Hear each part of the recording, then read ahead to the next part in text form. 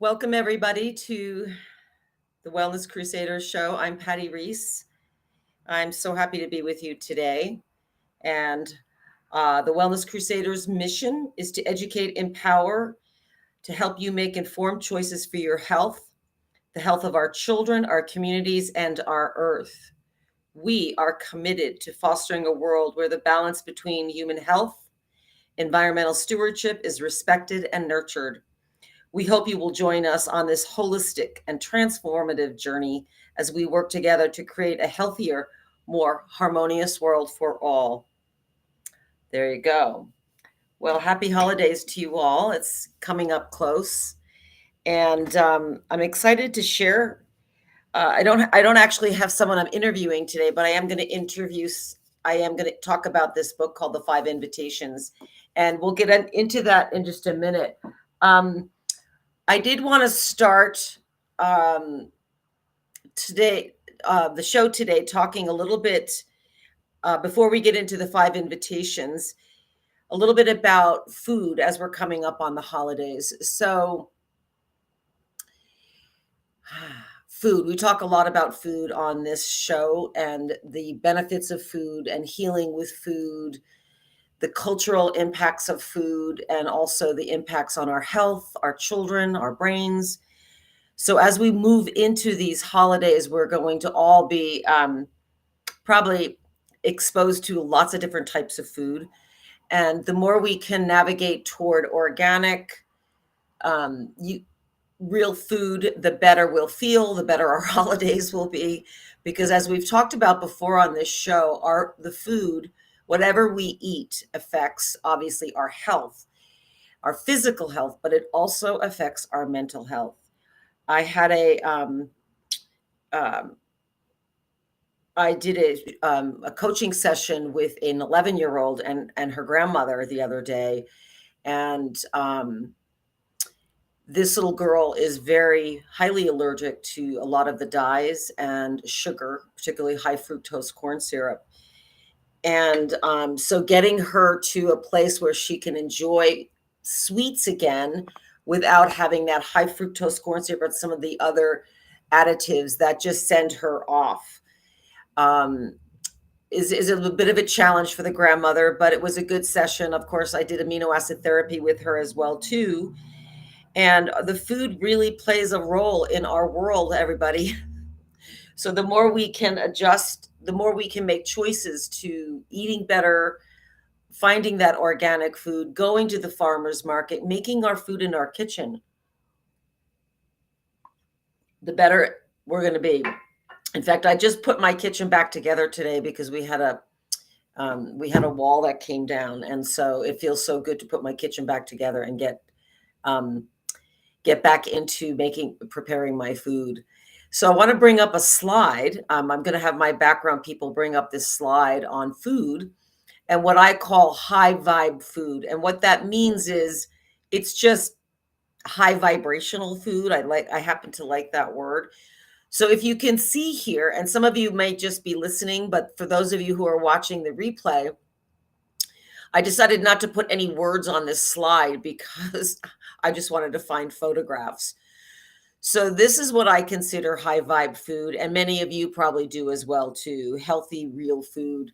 So that top section is basically just vegetables. So there's three, and I teach and coach about this a lot.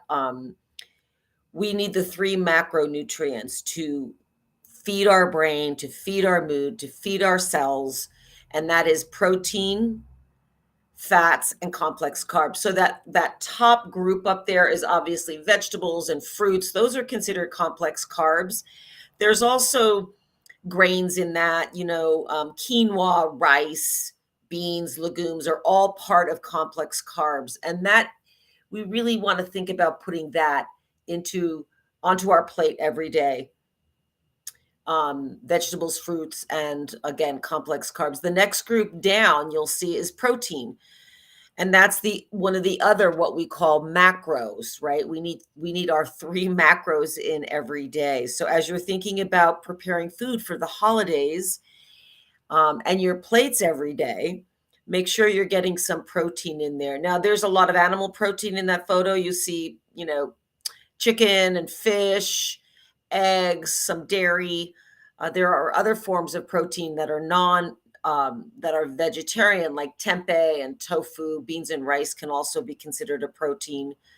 So protein is crucial um, for our brains, for so many functions, our enzyme functions, our tissue rebuild. Like, we cannot rebuild our neurotransmitters and our tissue without protein. Of course, we also need the fat, and then if you drop down to the bottom, you can see the omega-3 fats, but we also have omega-6 and omega-9s. But we need these three. And as I've said before on many of my talks, is we're not bringing this into the school system. Our kids and most of us should be educated about how to eat, but we're not. And we know that's a lot of that is connected to big food industry and, unfortunately, the education system the way it is. But we get to educate ourselves, and many of us have become educated through health issues or recovery issues.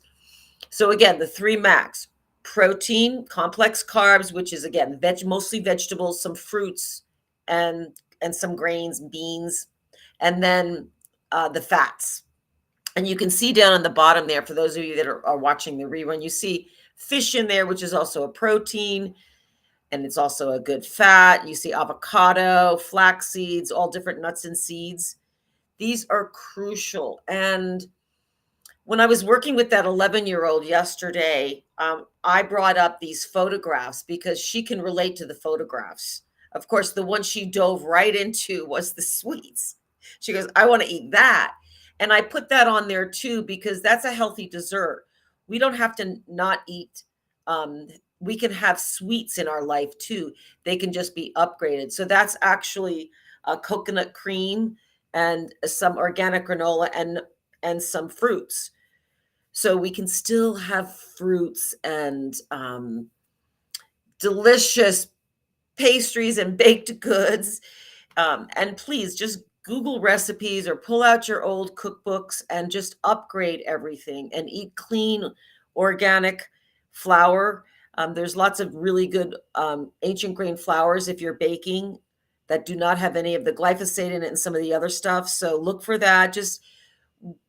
I'm encouraging us all to start upgrading our food, because as we upgrade our food and we start eating this food, we're feeding our brain, we're feeding our spirit, we're feeding our mood. And what I kept connecting in with this little 11-year-old was her mood is affected by what she's eating. She wasn't making that connection, or what she's not eating. So hopefully I had an impact on her, and her grandmother, mostly because she'll be doing most of the preparation. So I wanted to start with that, and I hope that you all have a lovely holiday and that you really think about what you're putting on your plates for your holiday dishes and dishes in general.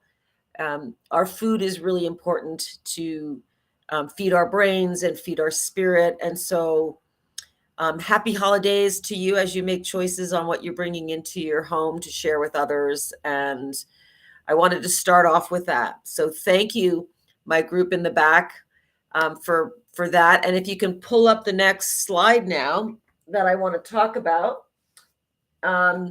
It's kind of a little different course we're going to go to now, and we're going to talk about this book called The 5 Invitations. And the reason I'm bringing this up on the show today is this is a book written by Frank Oczewski, and it's Discovering What Death Can Teach Us About Fully Living. I teach a lot about these 5 invitations in my coaching work. I don't just do nutrition work and food work. I also do lifestyle work. And this really stuck out to me today to share on here. We had a friend, 28-year-old young man, who took his life last Friday. And I felt the need to get on here and talk about death. It's there for all of us to take a look at. Unfortunately, suicide is a real big issue that we all know about in our communities.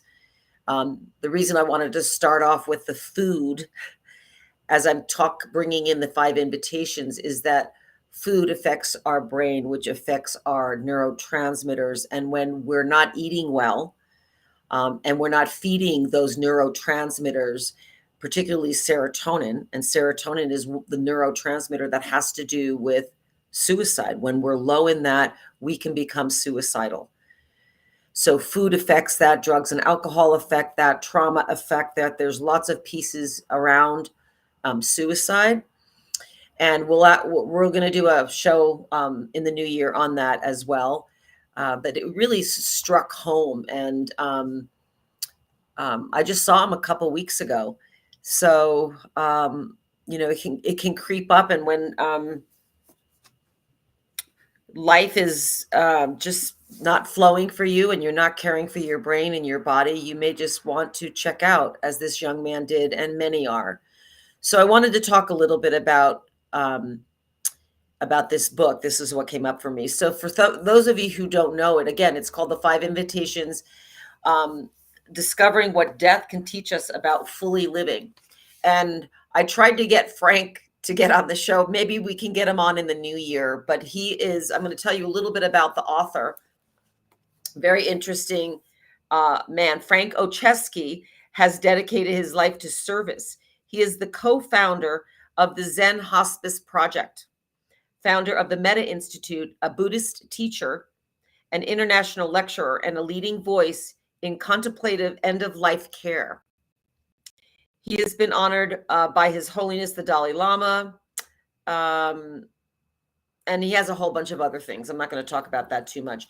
But how I got turned on to this book, one of my closest friends who passed away from cancer sent me this book when my sister was passing with cancer. And it's a really, really beautiful way of looking at how we can live more fully by this man's work with hospice and the people that he's worked with over the years. Let me read a little bit more. So this is kind of a little bit like a story time for you all. Life and death are a package deal. They cannot be pulled apart, and we cannot truly live unless we are aware of death. The 5 Invitations is an exhilarating meditation on the meaning of life and how maintaining an ever-present consciousness of death can bring us closer to our truest selves. As a renowned teacher of compassionate caregiving and the co-founder of the Zen Hospice Project, Fran Ochesky has set on the precipice of death with more than 1,000 people. In the 5 Invitation, he distills the lessons gleaned over the course of his career, offering an evocative and stirring guide that points to a radical path to transformation.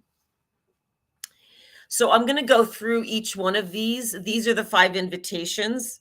The first one is don't wait. And before I do that, I want to invite us all to look at some of these invitations and which one or two are the hardest for you. And I will share which ones are the hardest for me, or I would say the more challenging ones. And then it's a pathway to take a look at how we can live more presently. So the first invitation he talks about, again, about fully living, is don't wait.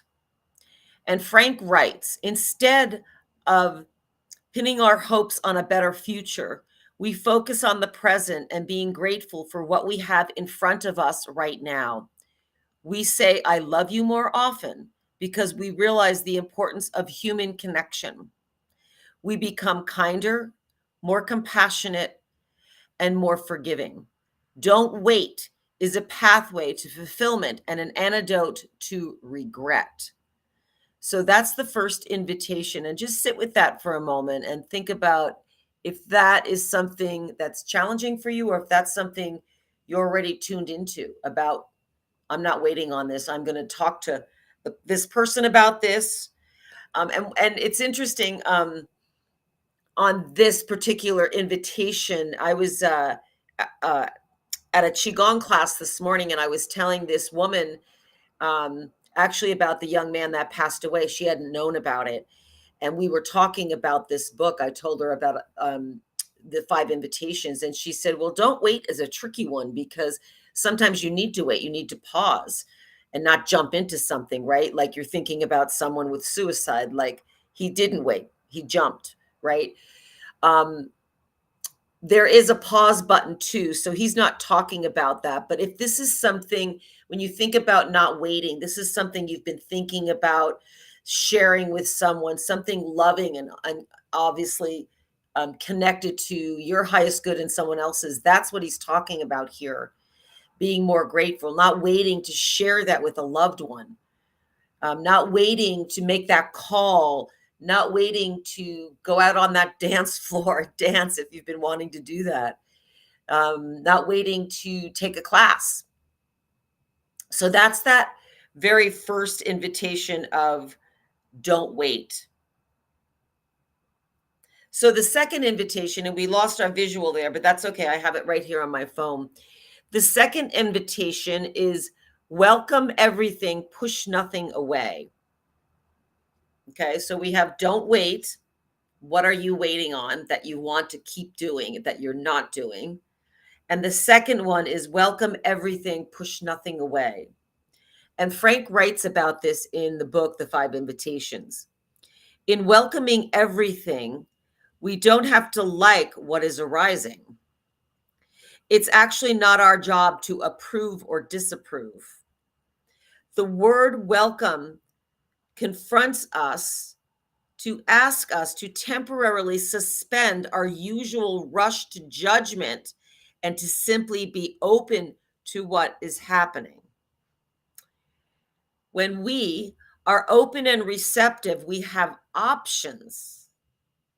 We are free to discover, to investigate, and to learn how to respond skillfully to anything we encounter. Welcome everything, push nothing away cannot be done solely as an act of will. To welcome everything is an act of love.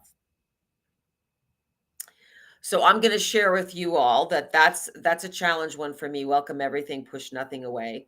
It's something I'm certainly working on, especially with challenges, with death. It was hard for me to welcome that information about that young man who just took his life. But now that I have been welcoming it in, I can see many gifts coming through with um, what's happened. And there's a lot more connections happening with the people around that knew him. I actually was able to connect with his wife. So there is some gifts in that. Okay, so again, don't wait. Number 2, welcome everything, push nothing away. The third invitation is to bring your whole self to the experience. So Frank writes, we all like to look good. We long to be seen as capable, strong, intelligent, sensitive, spiritual, or at least well adjusted. We project a positive self image. Few of us want to be known for our helplessness, fear, anger, or ignorance, or that sometimes we are more of a mess than we'd like to admit. To be whole, we need to include, accept, and connect all parts of ourselves. Wholeness does not mean perfection, it means no part left out.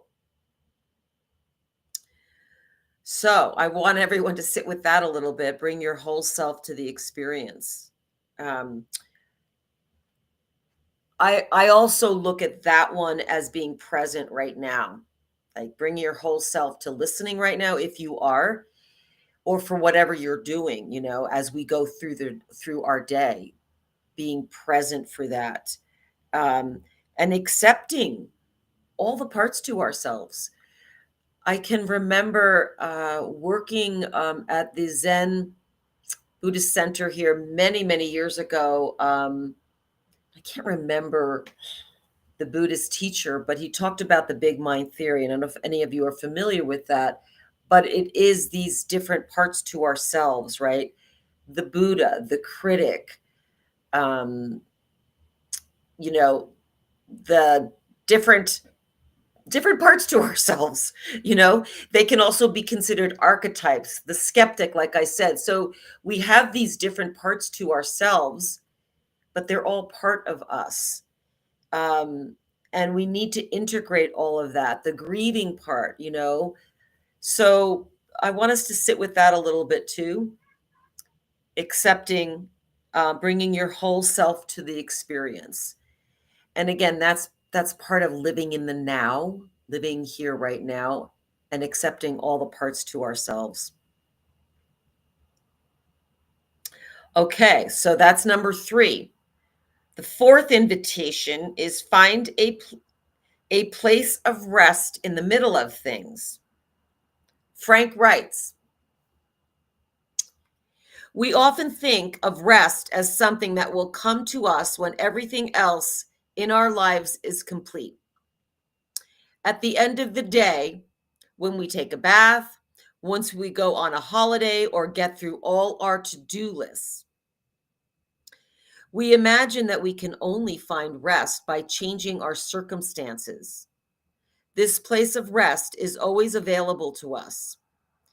It is a choice to be alert, to bring your attention to this moment. So I want us to sit with that, especially during like this holiday season, right? There's a lot to do. Um, so this has been one of the ones. As I mentioned earlier, I've shared this with a lot of students that I've worked with, people that are in recovery, that are healing. And this has been one that's come up for a lot of folks. I think it's also a lot of folks who navigate ADD. It's hard to find a place of rest when your mind is busy and you're going and there's so much to do. But I want us to sit with this one a little bit as well, because this is about tuning into what we need and when we need to stop and take a break, when we just need to go, okay, I need 5 minutes. And I know that's challenging if you have children at home or you're at work or you're a teacher. I mean, I was a second grade teacher many years ago, and I couldn't do this one. I was like, that's impossible. But that job was exhausting for me because I didn't know how to navigate my energy. So that could simply be stopping for a few minutes and taking some deep breaths, which I'm going to invite us to do in a minute after I go through all these invitations. And I had a reflection of a teacher that I had in college who was, I was an education major, and he was a principal. And I remembered this. He did this. As a principal at a school, he would put a note on his door, and he would take a break for 10 minutes. I think it was just once a day. I don't quite remember. It was quite a while ago, but he would, unless it was an emergency, he put a sign on his door that he was unavailable for 10 minutes. And that's when he rested. They didn't have cell phones back then. This was 1978. So there were no cell phones, but he meditated and rested for 10 minutes. He reset his energy. So we can do that too, whatever our day looks like. And when we don't do that, we exhaust ourselves, right? And I get it. Sometimes we can't do it. We're in the middle of teaching a class.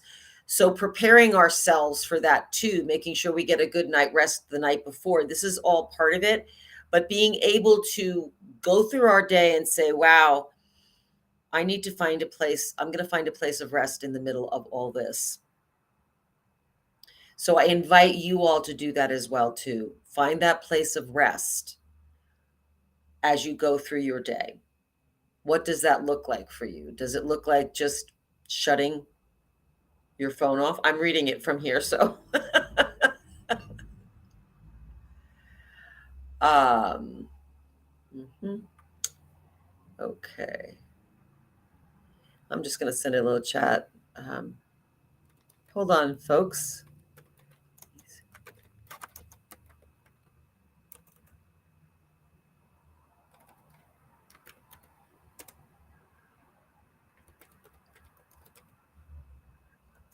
Hold on. Thank you for. I just needed to send a message to our. Um, mhm. Okay, so here I am back again. No, no, no.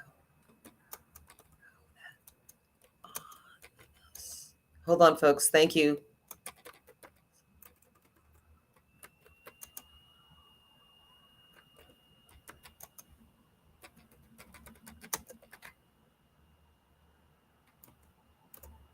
Okay. Okay, so the last invitation.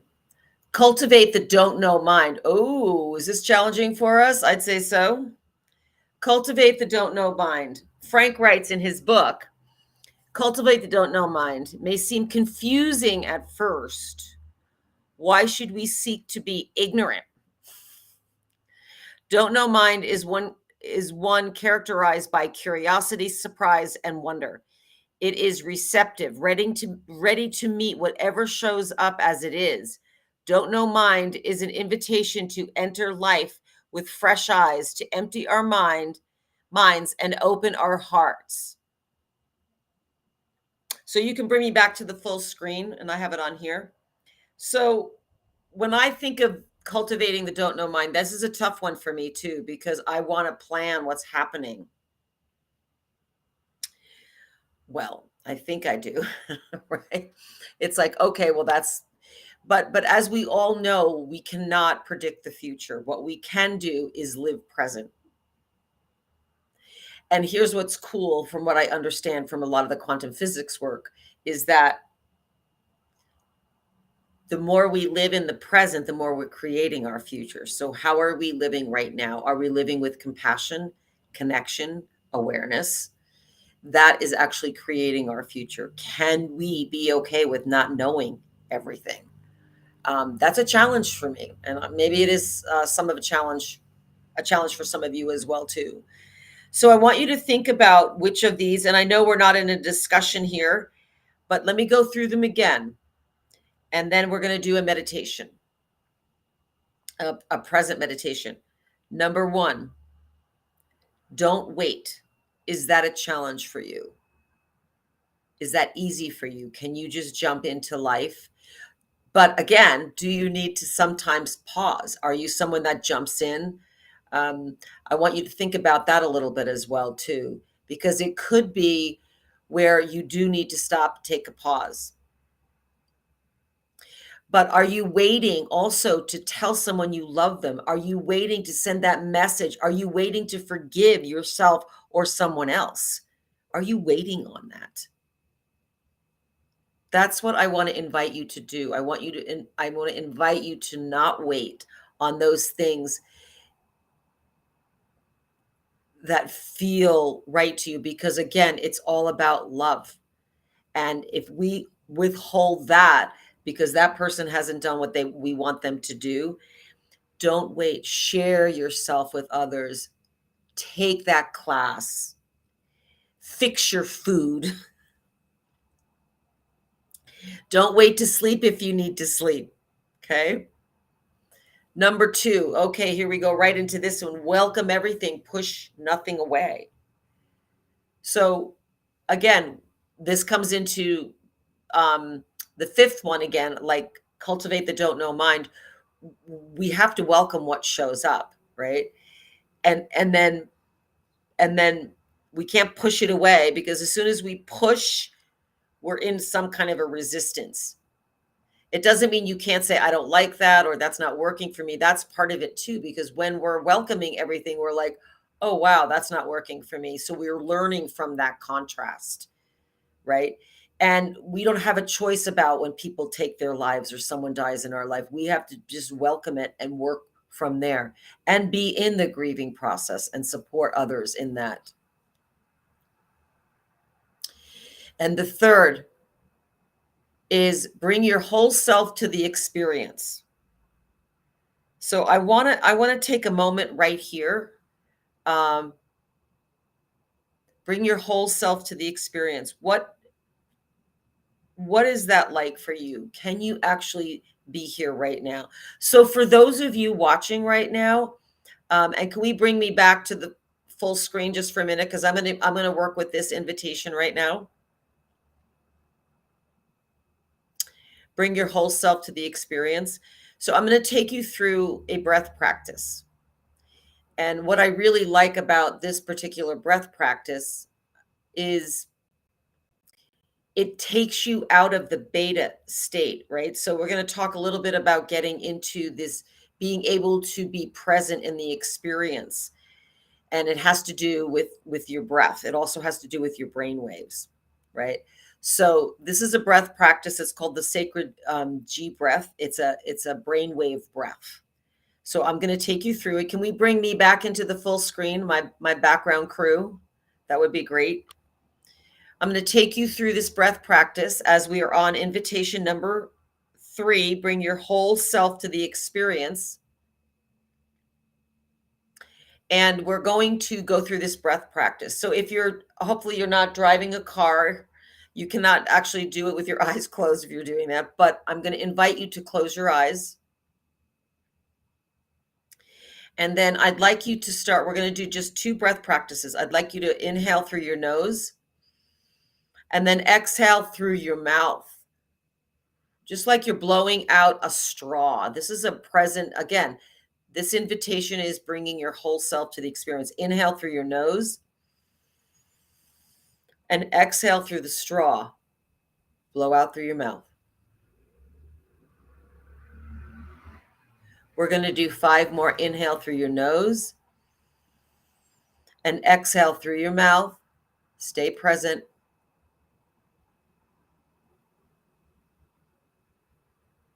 Again, inhale nose. Exhale through your mouth.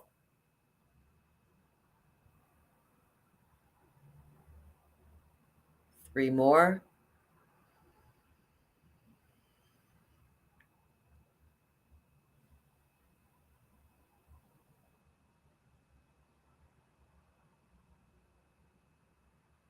Two more.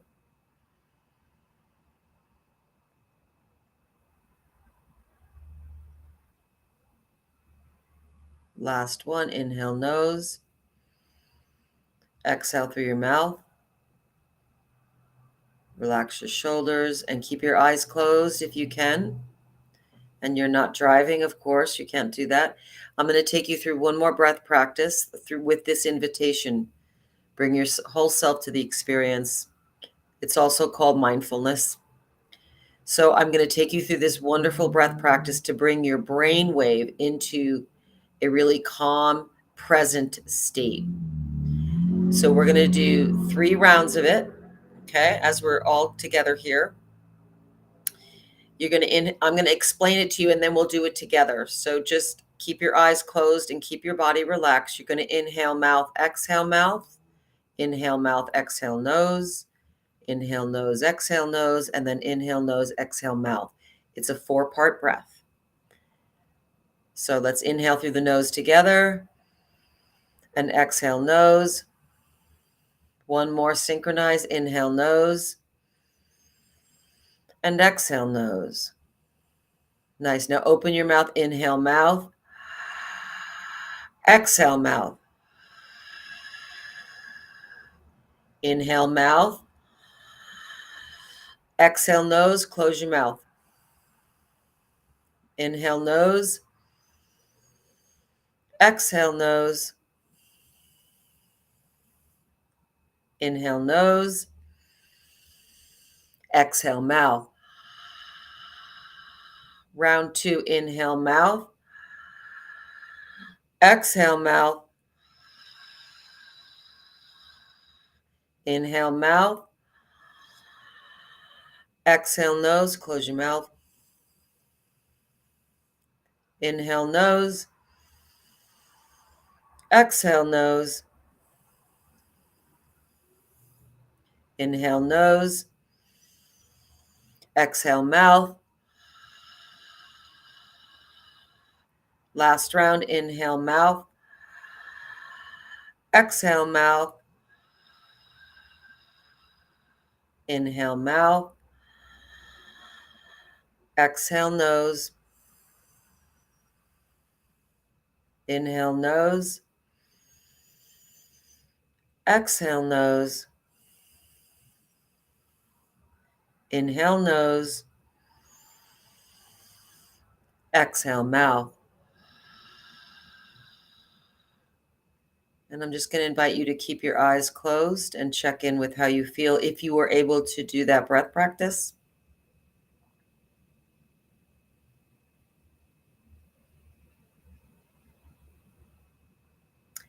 And again, stay in the experience of this right now.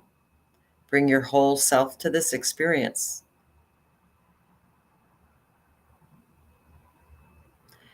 And then when you're ready, you can slowly open your eyes. That particular breath practice helps bring us into an alpha brainwave state, which is a slower brainwave state. It is also allows us to get into the theta brainwave state, which is really a deep meditative state. People who are very trained in meditation can actually get into that state. And then the next brainwave down is delta. That's when we're sleeping.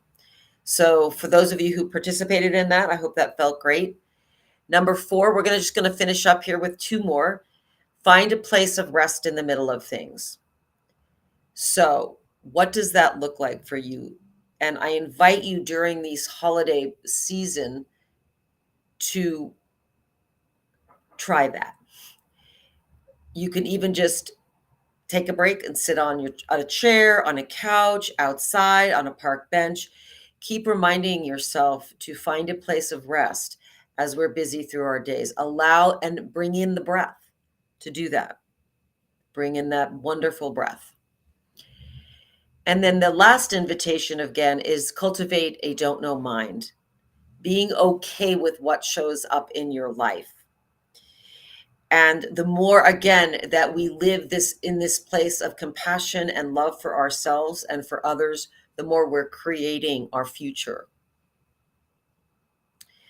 So I'm going to finish there. And it looks like there's some other stuff coming up here on the screen. If you all can bring me back to a full screen. And I think we might be ready to close the show tonight.